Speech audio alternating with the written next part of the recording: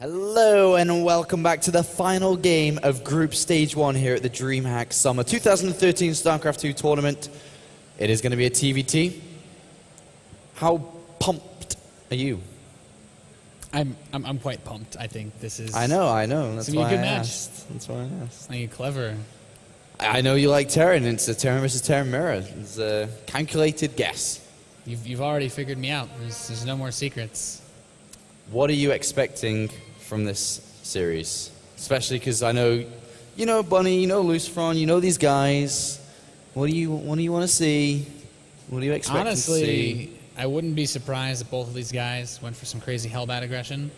That was the first. Yeah, I know it's a bit of a shocker in Terran versus Terran, but it works. If it hasn't been nerfed yet, you might as well use it. And on a map like Whirlwind, there's a lot of positional situations to abuse. So I feel like there's a decent variety in terms of what's available, but it's kind of what's been dominating a lot of the matchup, especially European metagame for Terran versus Terran. But we'll have to see. Spawning in the top right position is going to be our blue Terran player coming in on Whirlwind. He is playing for Copenhagen Wolves, and it is Bunny. There he is. The up-and-comer Terran that everybody's talking about recently. And we'll see how he's going to perform here. He's got a tall task ahead of him. Yeah, and his opponent here in the bottom right position, spawning as our red Terran player, recently of Mouse Sports, it is LucifroN. All right, this guy right there. I think he's going to do extraordinarily well at this tournament. I really believe he's going to be top 8, hopefully higher. This guy is, for me, one of the best Terran players out there. Looking outside of Korea, for me, #1 Terran. So hope he can live up to those expectations as he's going up against a decent player in TVT himself here. He's actually opened up with a gas first, Bunny. Looking for a bit of aggression. Looking to swing this in favor of himself with some early SCV kills. What do you make about this gas first then? Well, on Whirlwind, as far as this goes, there's a bit more of a popular gas first strategy that's come up. You basically sit on the one gas, you go just marine production, you get your factory, no add-on, and a very fast Widow Mine drop, which has become exceedingly popular as of late, which kind of lets you open and transition to pretty much whatever you want. Fast medevac play with Hellions, it can be a bit dicey to do if you decide to open defensively, if you open with any kind of 1-1-1 yourself, which has become so popular. You could try to metagame though, pick a build based on what LucifroN would do, but neither of these guys are opening up with the command center first, of course. So the factory's going to start marine production. What we're going to be mostly looking for is how many marines he's going to make, is he going to get the add-on, and is he going to take a second gas? Because he could still go for something like a fast Hellbat play. LucifroN, on the other hand, pretty standard build. One barracks, fast expand. Don't see this too much on maps where Reapers are popular, but going straight into the gas himself, I wouldn't be surprised if he went for some sort of tech play once he has that set up. I think so too. I think he'll go up straight for a factory. The unfortunate thing here for LucifroN is that Bunny's Marines are already out. So this scouting SCV that's going to scout in the last position isn't going to really see anything. On the other hand, though, Bunny gets in, and even if he loses the SCV, which he may not even do, scouts the expansion of his opponent. So Bunny's got information, knows what he's got to do. On the other hand, LucifroN's a little bit in the dark. His scouting SCV is going to get there very, very late. And we already have the starport coming down much faster than LucifroN could ever get there. He's only just now throwing his factory down. We do see the tech lab coming on. This is a double gas build as well from Bunny. So he's not messing around with this. He's going all out. And let's see if he can pick up the SCV kill and also deny scouting. Not quite. He gets one of the two. It barely gets away. And I think it's kind of interesting if he should, most likely we're going to see him move this factory over and just put the starport there, maybe go for a fast Banshee play.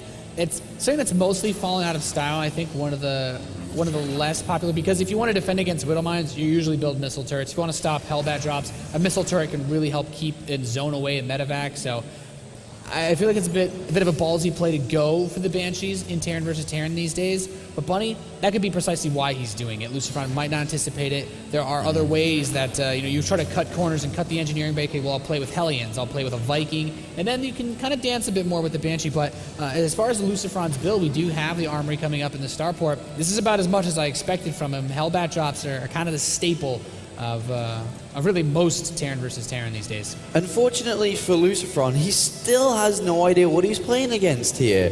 So I feel that he's going to have to land a scan. In the next couple of seconds, his main command center is about to get 50 energy. He needs to scan, and if he does scan bang in the middle, which he should do, there it is, spots it. Now this should give him enough time. He's got a starport building to go straight into a Viking. He has an engineering bay coming down as well. So depending on how this works out, he may be able to pull a great defense. The only problem, if he goes for a single Viking, he needs to go over for a Medivac straight away. Otherwise, what's this armory doing? He needs the Hellbats out there. So I think one Viking over to Medivac and turrets immediately. Let's see if he can pull this off. Yeah, LucifroN's actually trying to dive straight into that natural expansion. The Widowmine does get a nice hit off that one Hellion that's there. Barely any health, not going to be able to kill off that SCV, but he will be able to run into the main, or at least run into the supply depot wall and sees, well, absolutely nothing. The Banshee, though, it is in here. The missile turret only about halfway done. The Viking will be able to get a little bit of damage in, but he will be able to utilize Cloak, and I guess this is about as cost-effective as this Banshee is going to be. LucifroN's repairing his own SCVs, and it's the thing about Banshees versus any kind of Hellbat opener or Widowmines. You don't have that really volatile burst damage. If the Banshee gets shut down, the Banshee's shut down. You can't just try to plow through defenses like you would with the drop, just going on top of them anyway.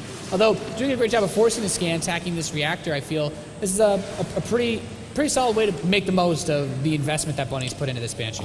LucifroN messed his micro up there. He missed one of his shots at the early stage of the Viking. I think it got the first one, but missed the second shot.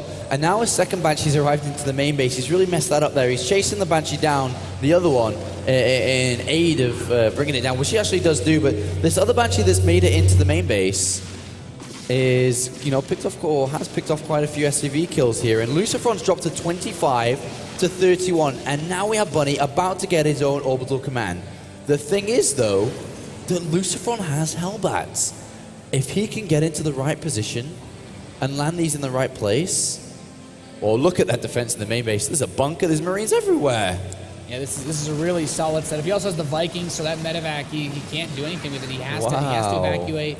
And yeah, really, really solid defense from Bunny. I like this play. He uses the Banshee to abuse the positioning, and it almost feels like you get into the situation where LucifroN maybe got a bit too comfortable trying to defend this to the point where he's like, okay, well, a missile turret will completely shut this down, and then he sends the Viking out, and then you kind of get into this weird space. So the Banshee's still doing damage, taking out another mule. That's a lot of lost income that he's not going to be able to get, and he's just being incredibly annoying. And I feel like this is what you want to do with the Banshee these days. You don't get quite that crippling amount of damage, but you slowly chip away at your opponent to the point where you can get a lead, even though he expanded so much later than LucifroN. Yeah, he expanded so much later. It looks like the Banshee finally goes down, but the conclusion now we can look at.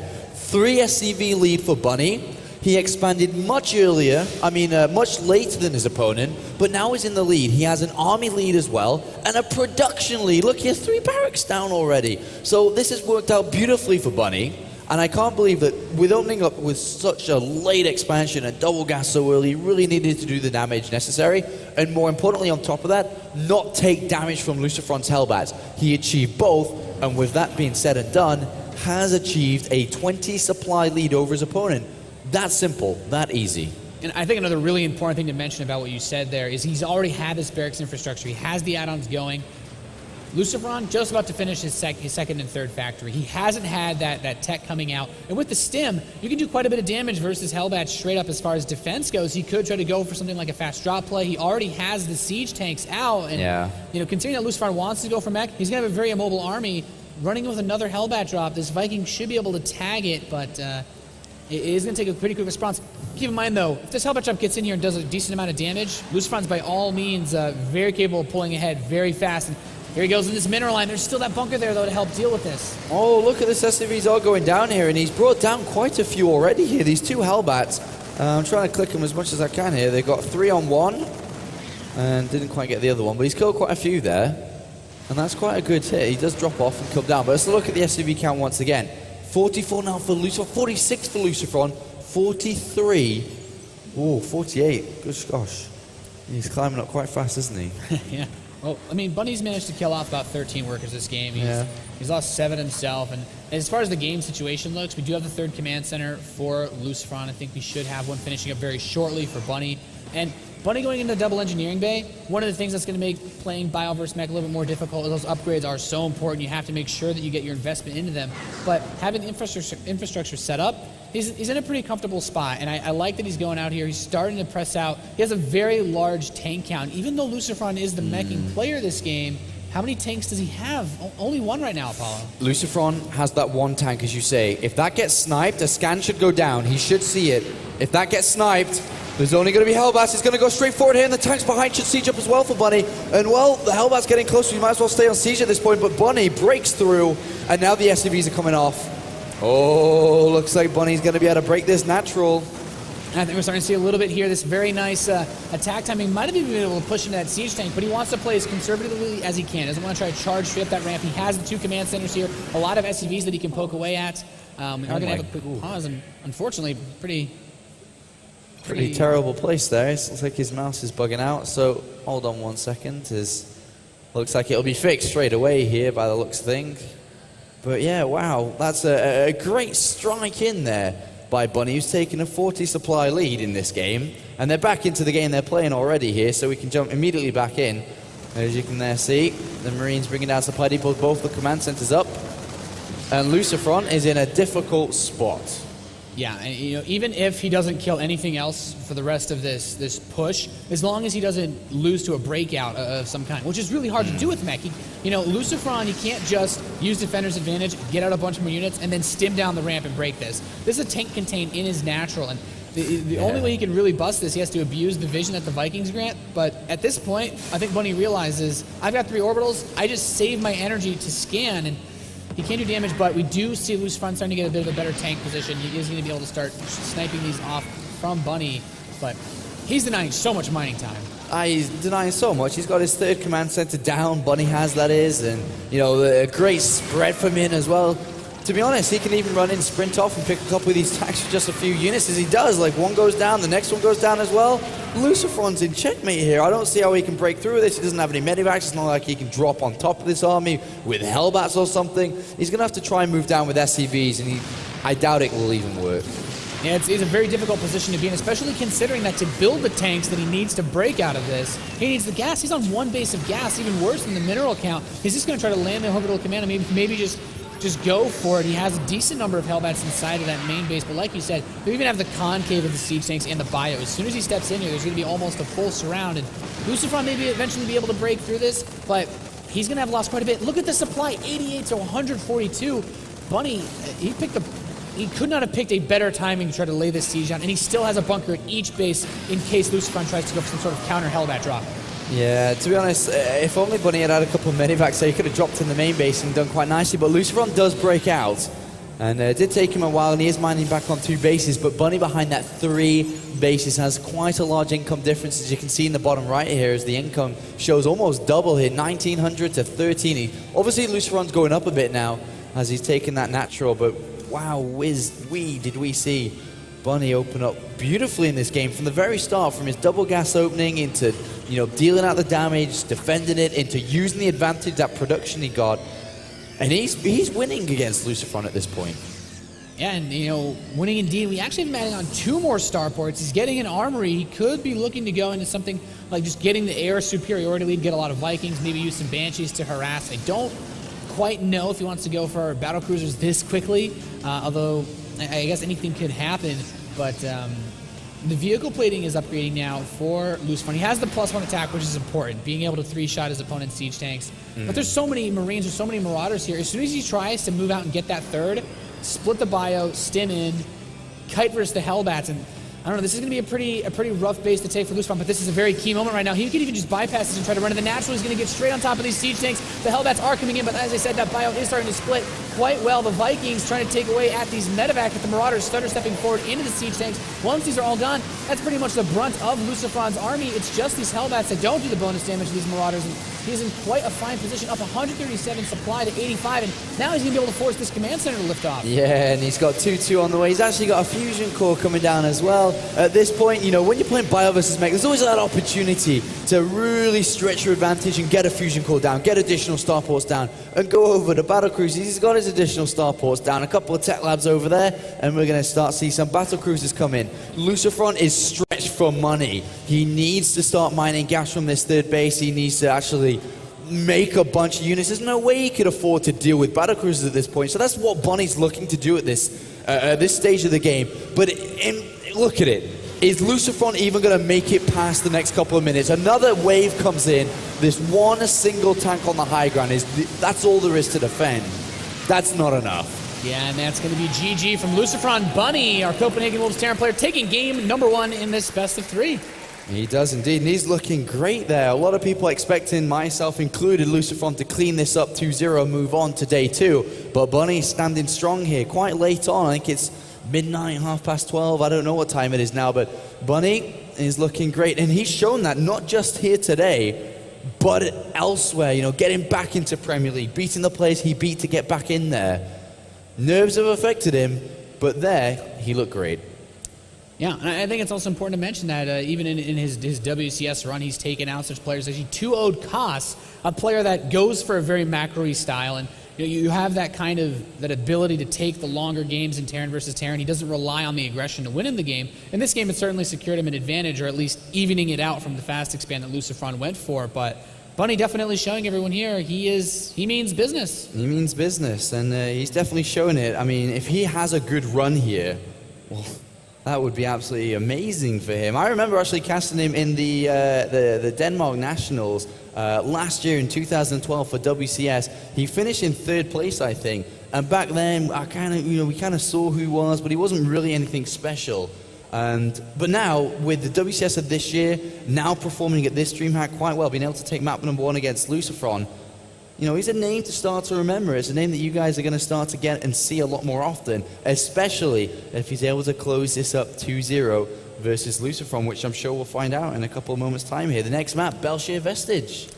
Yeah, and I think, you know, if he manages to take it 2-0, that's quite an upset. I don't think anybody would have expected that, despite the flying colors surrounding Bunny right now. And I think Belshir Vestige, as far as TVT goes, might favor LucifroN's strategy a bit more, a bit easier to get the third base compared to Whirlwind, at least. Not as much area to get surrounded on, but I don't think we'll see the fast expand with the barracks, though. LucifroN might turn up the heat here. He might do so. We'll find out. I think one of the biggest things in Terran vs. Terran, it's all about getting that early scouting information, because if you look at both the players in that previous game, Bunny knew what he was going up against with what he had.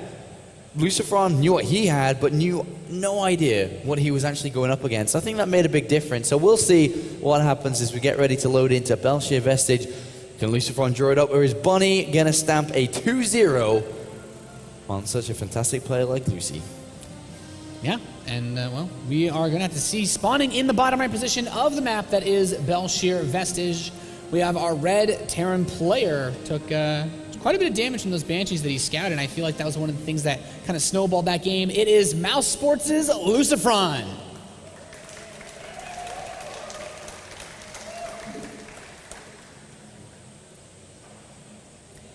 And spawning in the top left position as the blue Terran player from Copenhagen Wolves. He's, I'd say, a bit of an upset in that first game. It is Bunny.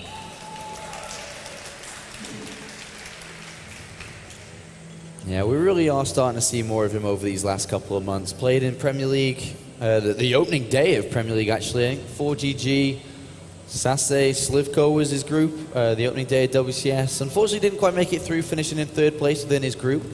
Did drop down to Challenger League and immediately went back up into Premier League, and will be playing again in, I don't know, a couple of weeks' time, I think it is, 2 weeks' time for Season 2. So we'll be seeing him in action once again, but for now, concentration must be on defeating LucifroN. If he's able to grab the win here, he gets that 1st place spot most likely in his group. No, actually he's definitely grabbed that 1st place spot, sorry. It's a good place to be in for tomorrow. Yeah, especially considering that seeding that we talked about. And looks like Bunny, he's gonna go for a 14 supply gas, so not not the most economic gas, but not the most aggressively timed gas. Was it 14, you say? Yeah, so he had it rallied out on the 14th as it came out. So pretty interesting timing. It looks like LucifroN is actually going to go for the very economic play again, the fast barracks expand. Not terrible. This map still isn't the best for Reapers, so you can kind of dance a little bit more with them. It's kind of only one of the reasons that the one barracks fast expand is kind of become less common is the maps where the Reapers can really abuse the low Marine count early on, or at least low tech. So wall out from Bunny though, and there we already see the information denial beginning from LucifroN once again. Yeah, I mean, that's the big difference, I think, here for LucifroN compared to that previous game. He's actually scouted nice and early, and he's going to get some info. Even though, I mean, he hasn't spotted a lot, it at least knows that the barracks is at the front there. It's not a late barracks, it's a normal time barracks down, so, that's not too bad for him while he is going for the same build. Bunny's build, though, does offer him a decently timed command center himself at 14 gas, as you say. He's going to be able to get that down relatively early after this reactor's come in, but still offer a decent timed factory too. Like, it's not a bad build. Actually, one of my favorite builds, 14, 15 gas builds, pretty economically focused, but also, like mentioned, offering that factory to come down means that you're good aggressively, potentially. Also defensively, depending on what's your plan. Do you take a second gas? Are you looking for armory and hellbats? Are you looking for Vikings and Hellions to defend? It really depends on what's going through his mind. Yeah, and that's one of the cool things, is the flexibility of the builds, especially in Terran versus Terran. So many options. And I think what's kind of neat to note is that both players have gotten that reasonably fast expansion, but the factories are actually going to be starting very, very close for them, and LucifroN's going to end up on, a bit of a better economic side. So I'm a bit curious to see how exactly this is going to affect it. His factory, Bunny, despite the faster gas, it's only about 7 seconds ahead. Yeah, it does have that reactor, though, which is a little bit earlier, so he's been able to pump 2 by 2 Marines, and LucifroN's a little bit later. But 1 gas versus 2 gas, LucifroN able to catch up with the 2 gases at a decently timed position. LucifroN here does... I definitely feel that LucifroN's just going to, go for his Hellbat drops again. On the other hand, though, with only a single gas down for Bunny, it's not an option for him. Like, he doesn't have the gas to be able to afford this, so this usually focuses him purely on Marines and Hellions, and probably a Viking here. He may go for a Medivac first, then Viking, but without a second gas, his aggressive options, they are there, but not heavy. They're not as strong as, of course, the Hellbats. Yeah, it comes up as a very 4GG-esque style, where you get a lot of the Hellions. You open up with just enough Marines to hold off any kind of Reaper pressure or any kind of really fast pressure. You get the starport, and then you have a couple options. You can go for the Medivac and go for the fast Hellion Marine timing, which it does look like you want to do with it. You could also open up with the Viking defensively, but he saw that 1 barracks fast expand. He's not quite as concerned about the aggression. However, like you said, the armory's about to finish. We are going to see Hellbats out of LucifroN again. Yeah, so definitely Bunny here is going to be, or needs to be getting a Viking down after this first Medivac here. Does have a lot of options here. You can, ideally you want to drop the Marines in the main base and then run the Hellions on the natural, but LucifroN's created this wall off, as we've seen, with the barracks, bunker, supply depot, and engineering bay. So that kind of style isn't going to work out so much. He could ferry everything 1 by 1 into the main base, but... Yeah, I mean, it's a very popular way to do it, I think. Even if he does go up and try the front, he's going to get a lot of information. The barracks is there, so that means there's no tech lab. He's not getting anything like a fast stim. The engineering bay there, so if he doesn't see it upgrading anything, it's going to be clear that it's not a straight-up bio play, but he's going to go straight for that bunker. The SCV's actually not able to get there and repair in time. There's a reasonable number of Hellions here. Those Hellbats are off trying to get into that drop. And there's no units. Yeah, the Hellions, they can kite them anyway. If Hellbats come out here, the Hellions have the mobility, the Marines have the DPS, and he has his own medic to lift his units. This Hellbat drop from LucifroN, he's counting on this to do a lot. And that Bunny picks up his units, expecting this to come down nice. Needs to actually unload and spread his units. Likewise, we do have LucifroN dropping into the main mineral line here for Bunny.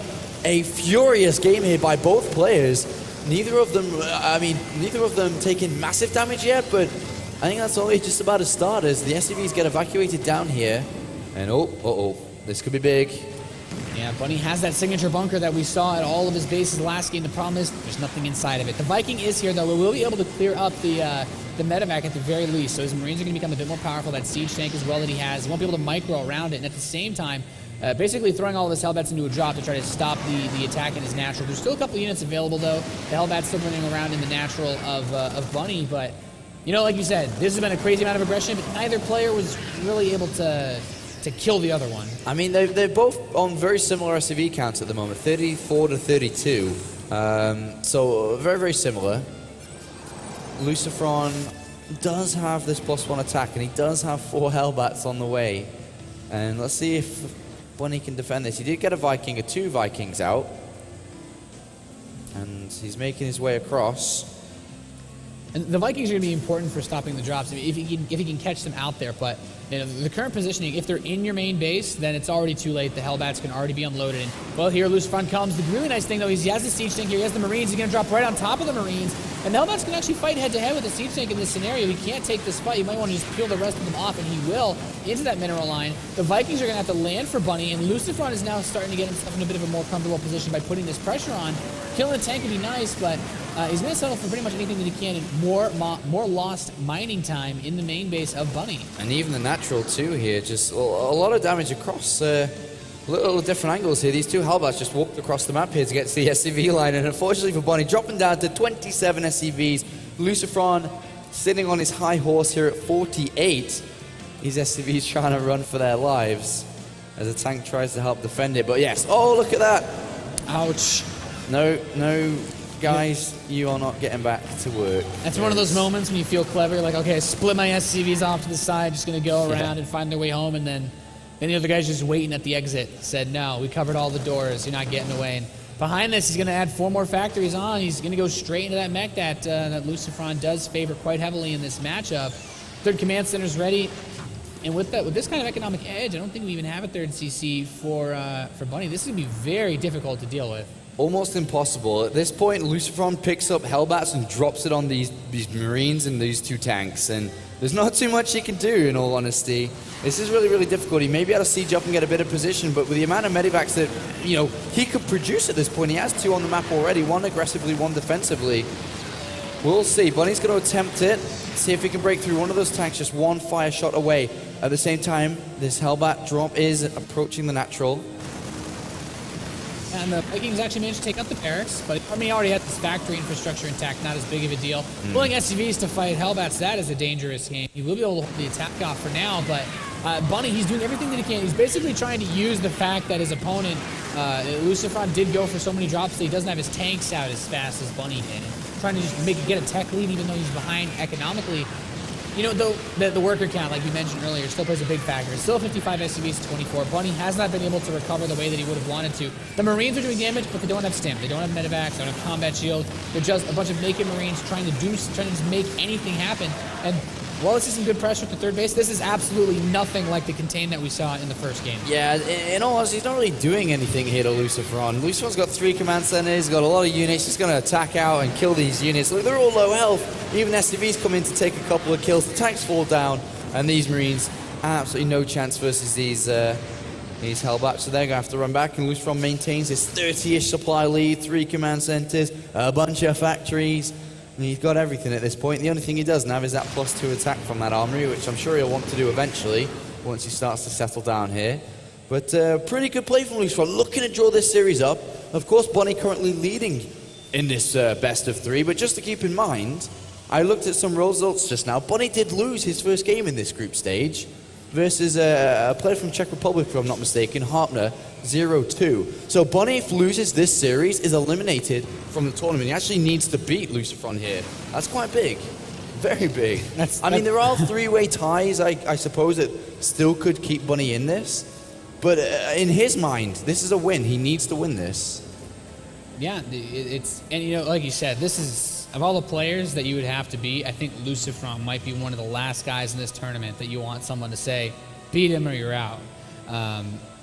He's been here so many times before, and I honestly feel like Bunny, he's doing the best that he can, but he did take a lot of losses earlier. He's mostly recovered the SCV losses, but LucifroN still comfortably ahead by about 20 of those workers. Supply, of course, 85 to 126, and also bear in mind that 3rd base for Bunny, not able to get it up quite as quickly as LucifroN, who's now mining. He's even getting the gas here, and that's really going to propel that mech production straight forward. He's even continuing to produce Vikings, so he's not going to get caught off guard by any air switch or really any aerial shenanigans, I guess. All right, what we're going to see very shortly, seconds in all honesty, is LucifroN's just going to pick up his units and be like, hold on a minute. I can just go across the map and kill him, right? And that's what he's going to say to himself, especially with this +2 attack near completion. And as soon as that's there, he will march across the map. And there is nothing really that can stop this army. If you look at what Bunny has at this point, he's about to get stim and combat shields. He doesn't quite have 1-1. Doesn't have that many units either. LucifroN, with this drop in the main base, could even deal massive amounts of damage to the middle line. There's 4 Marines. Stim isn't there, so he doesn't actually stim. He could have stimmed and killed that. But with this drop coming in, the push out from LucifroN is about to happen. And look, like, can that be stopped? I don't think so. It's way too strong. I mean, you still have to consider that the DPS of Stim Bio is quite high. This engagement is obviously going to be favoring LucifroN. Bunny, he basically needs a miracle engagement, catching up the ramp. He does only have a single siege tank here, and not having that splash damage is going to hurt him quite a bit. And he's actually going to try to engage here into LucifroN. Not sure I agree with this. He's going to take some tank fire. That is the last thing he wants. He knows that LucifroN is going to want to push into him, so he should try to take him unsieged. But once LucifroN sieges up on this position, I don't see Bunny breaking this. No, this is very, very difficult. He's going to force the lift up, and then Vikings are here to clean up the command center anyway. With 4 Vikings just doing damage over this, it's going to be very difficult to keep this alive, and he may very well fall back to 2 bases versus 3. The Marines stim in to try to pick off the Vikings, and that forces LucifroN to come in with the Hellbats, the tanks, and he's coming to clean this army up. That tank does not last long at the front there for Bunny. And LucifroN looking absolutely great here. Yeah, I mean, we do have Bunny trying to pick off the tanks, but the other issue is there's just so many Hellbats to actually soak up that damage. The Marauders are quite good versus the tanks, even on siege, but just not going to be enough. GG from Bunny. LucifroN ties the series 1-1. He does indeed. There he is on screen. His first tournament with Mouse Sports. Played a great WCS in Season 1. A fantastic one. Played versus 4GG in the quarterfinals. Did drop down to the Constellation Games. Worked his way through there until the finals versus TLO. And then unfortunately lost. And to be honest, everybody expected LucifroN to go to the Season 1 finals. TLO ripped that away from him. And he's been ripped away a couple of times. The last DreamHack tournament, he got caught in a 3-way coin flip tie as well. But he's back again at another tournament. And is he going to get a bit of lady luck on his side this time? It's definitely going to be interesting to see. I don't think anyone really would be surprised if LucifroN turned this match around completely and just got the 2 wins in a row. Said, okay, you're going to unfortunately be eliminated, Bunny. But I think after the display that Bunny showed in game number 1, he has a very sharp idea of the timings that are available, the ways to exploit his build. Even the lackluster push that he sent towards the end of that game when he went with a couple of siege tanks, it was the best opportunity to attack LucifroN right before he had tanks. So if he doesn't take that same amount of damage from the Hellbat drops, he might have himself a much more successful game here. Well, he's going to need to, because as mentioned, if he doesn't win this next game, then he could be eliminated from this tournament. It will depend on other results. There is a chance of a 3-way tie, but it's not looking too good. And by the way, as you can see, as soon as we finish with this game, do stay tuned, because we will be doing the Group Stage 2 drawings live with Take up in the, or with the players area. We're going to be here just discussing the groups a little bit before we do head off, and we'll find out who plays who tomorrow. Yeah, it's gonna be cool to see. I'm wondering what exactly our last map is going to be for this best of 3. Yeah, I don't know. I'm gonna stab it. I'm gonna say Akalon Wastes. Pretty fair TVT map. I think that's Just gonna stick that out there. yeah. May not be, of course. As far as the late game goes, it's going to favor really either of them. Not too many maps are awful for TVT, except maybe if the map is shorter, the Hellbats can get there faster, I guess. That's about it. What is it? It's going to be Akalon, you're right. $1 million question. Got that. $1 million question. Completely random guess and got it right. This map, though, really, in all honesty, if we're going to see mech versus, bio tank, I think LucifroN's going to walk all over this map. This is a very nice map to play tank, or mech on it, or to play World of Tanks, however you want to look at it, because 3 bases is so easy to take in. You can get to 6 gases very easily. This could be a difficult game for Bunny. He's really going to have to pull this out if he wants to be able to make it through, at least make sure he has that chance to make it through to day 2. Yeah, especially because you go for a tank-based composition, you can take that 3rd base right outside the natural so easily, and then you've got your pocket base for later. 4-base mech, TVT. That's a scary position to be in as a bio player. Get to 200 supply in an instant, and then you just keep on going. You just keep on making this invincible army. We'll see how this is going to play out as both players are now ready by the looks of it. Let's load into the final map, the final game of the day here in the DreamHack Summer 2013 StarCraft 2 tournament.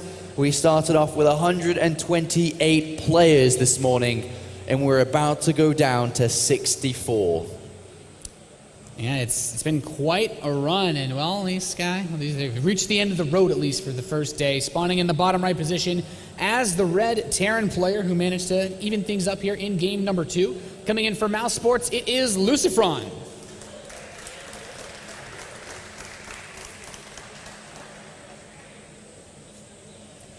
And his opponent spawning in the top left position of Akalon Wastes as the blue Terran player. He exploited a pretty nice timing in the first game.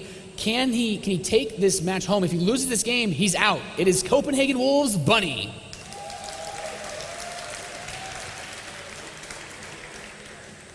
All right, let's see if he can do it. He's quite a young guy, like 19, 20 years old, playing for Copenhagen Wolves. Danish player. Yeah. Little woo there from someone. Let's see if he's able to beat down the Titan that is LucifroN, though. LucifroN has a lot of weight behind him here coming into this series. He's played in many different tournaments. Has won, a pretty decent major StarCraft 2 tournament. I think it was, was it Assembly? Or was it, what was the tournament he won? I think it was, god damn it. It's on the tip of my tongue. It's all good. While you check that, we actually have the gas first opening again here from Bunny. So he's going a bit back more to what worked, I guess, in the first game. And LucifroN's going to open with barracks into the gas. So we're not going to see quite as economic of a play that we've seen in the last couple games from our Mouse Sports Terran. And I feel like this might be that map where he wants to at least guarantee himself a win by playing aggressively and just kind of making his opponent play on the defensive side. Well, this is how he got the first win, wasn't it? So we'll see if he's able to do something along those lines. If he opens up similar, unfortunately for him, it's going to be spotted this time because we do have LucifroN with a decent early SCV scout. He's going to get in there. He's going to see this gas first. He's going to see the factory, see the barracks. And now LucifroN knows immediately what he's going up against. And he even has, after this SCV, even though it'll probably leave or not see the second gas, depending on where he goes, he's not going to see it. Oh. Is he? No. Is he? No.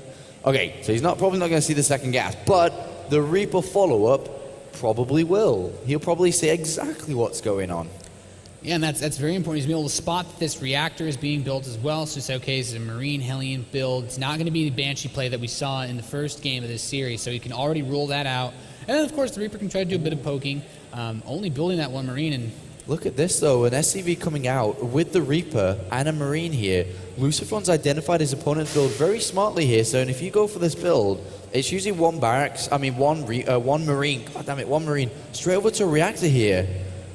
Uh-oh. And this actually be a really nice opportunity to do damage, have that SCV soak up the first shot, and then the Reaper comes in, can chase down the Marine, and if that Marine tries to stand and deliver, we have a backup Marine here. LucifroN already getting a little bit of damage. That Marine is dead. He does have a Hellion out now. Reapers can actually fight pretty damn well versus them, but he's not going to do terribly much. That Marine and SCV will die. Horrible flaming deaths. And, horrible flaming death, but got a couple of SCV kills there just for a trade-off. Rather nice there by LucifroN, but we do see just a single gas from Bunny. So it's just going to be Marines, Hellions, and probably a bit of a drop into an expansion play from him.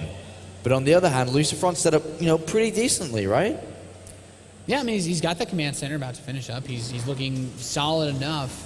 And I feel like what's going to be really interesting to see is how he's going to hold this attack that's coming his way. He's got double Hellion production, so as far as that goes, preventing the drop from actually landing is going to be very key here, since there'll be a lot of Marines, a lot of DPS actually fight this. The Reaper does come in, it does do a quick check, make sure, okay, yeah, I know there's a starport there. So, I mean, as far as the build, LucifroN knows or should have at least a reasonable idea of what's coming. And with this starport completing, I'd like to see maybe a Viking just to help zone away that medevac like we saw on the previous map. But this is going to be an interesting attack. And, he's not moving out as natural. He's building a bunker. I like this decision a lot. A bunker, Hellions, and Viking. Pretty much perfect to deal with this. Let's have a look if it's going to work out for him.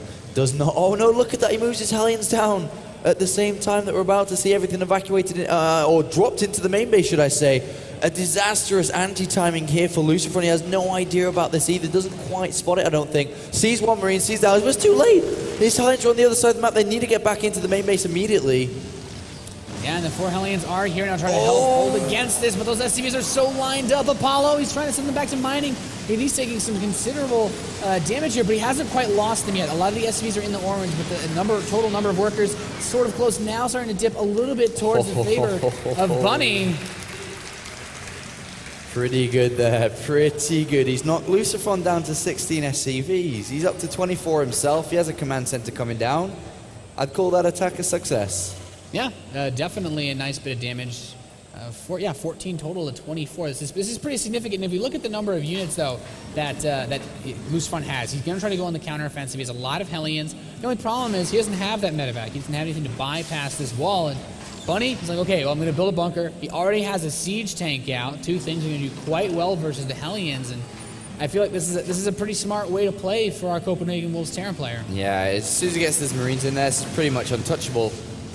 Not even that SCV behind comes down. He's going to try and bring down the supply depot. Gotta be careful with these Marines coming out like that, but he can even edge the tank forward a little bit, to be honest, and then just kill the Hellions, because that's what he does here. He's going to edge himself down to take this natural slowly, but LucifroN starting to catch up. Did have double command center a little bit early by his opponent, but still 22 SCVs for LucifroN, 27 for Bunny.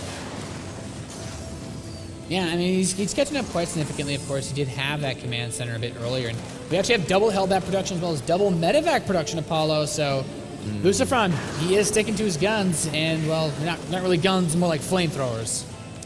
He does like his flamethrowers. He does like them. Let's see if he can land some strikes. There's a bunker in the middle line, something that we've really seen come into to play recently. We've got Protoss players making cannons against Hellbats. You got Terran players making bunkers in the middle line. You got Zerg players building spines and spores and queens. Ultimate defense against a unit that comes in and will slaughter every life that's there mining. And we're about to see that potentially happen here with double drops. One to the natural, one to the main. We got tanks and Marines on the natural, bunker with Marines in the main. Yeah, this is going to be interesting. I mean, going for the double prong attack is fine. I think we saw the bunker actually did quite a good job of defending the drops on Belshir Vestige, so I feel like that's going to help really mitigate the amount of damage that LucifroN can do here. But he also has a lot of Hellions. He can pressure the front. If those Marines get a little too clumped up, he can just drop on top of them, drop on top of the siege tank if use that range. And the Viking for LucifroN actually the Viking for Bunny going to be able to find this, and that medevac does run in. He's going to be able to drop the Hellbats, barely keeping that medevac alive, but Viking's going to be able to pick that off. Now, where's the drop on the natural coming in, going, it's going to go for the workers, and there's the bunker there with the tank. It is, and the tank, he's actually getting quite a few SCV kills on this natural. It's cleaned up in the main base, it's going to be cleaned up on the natural too. LucifroN's taking a bit of an SCV lead in this. 38 to 40 with mules coming down. In total, let me look at it exactly. It's 38 SCVs for LucifroN, 37 for Bunny. Very, very close here. But he did take that lead away from Bunny, who, he established it himself with that early attack. LucifroN draws it up a little bit at this point, but we do have a lot of tanks out. There's Hellbats and Hellions been focused on by LucifroN. He doesn't have a single factory to build a tank yet. And there's 4 and Marines coming across the map. This kind of reminds me of that Whirlwind game where the infrastructure was already set up. He's already got his 3 racks. He's had a solid tank production going throughout the entire game.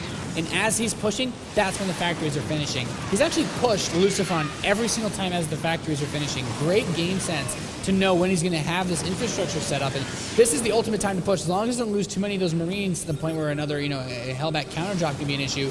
These 4 siege tanks, I think, have no problem at all busting through this front, and this is where things can get, I think, a little bit dicey, but LucifroN is already pulling a lot of SCVs to repair against this. All right, well, let's see if he's going to be able to do this. There's a couple of medevacs out. He may have to drop Hellbats on top of this to survive. The bunker's an absolutely no-go here. 4 tanks and a few Marines. If he drops on top of it, he may be able to do this. He's got to play this out carefully. How is he going to do it? He's going to wait a little bit more. He's got another medevac here, 3 medevacs total. There's not too many Marines there for Bunny, but more are coming across the map. If those units can get together, doesn't look like LucifroN's going to give the time as the drops come in, and he's going to be able to break this down here right before the reinforcements from Bunny can get there. Absolutely perfect timing from LucifroN. Basically, he did exactly what he needed to do. Got the spread, used a couple of SCVs to tank, and those Hellbats, man, they just deal so much raw firepower. And he should actually get his tank production going for now. I don't think Bunny can really push into this. He didn't have a stim for that fight either. No, he didn't have stim, and he got pushed back quite easily there. His tank timing versus non-tank timing didn't quite work out in his favor. It does have a faster third command center, but we do see now LucifroN with, I don't know, is it 9 Hellbats and a Viking, 3 Marines about to make their way. I don't think that's not breakable here. There's slightly 2 Marines, especially with stim now. Surely this is not breakable. Where's stim? Yeah, and he's going to come in here. The Hellbats all pretty much dropping everywhere. I mean, I feel like this could end up being a bit of an overextension, but he's actually managing to kill off pretty much everything. If he keeps the medevacs alive, that'll be a really nice score.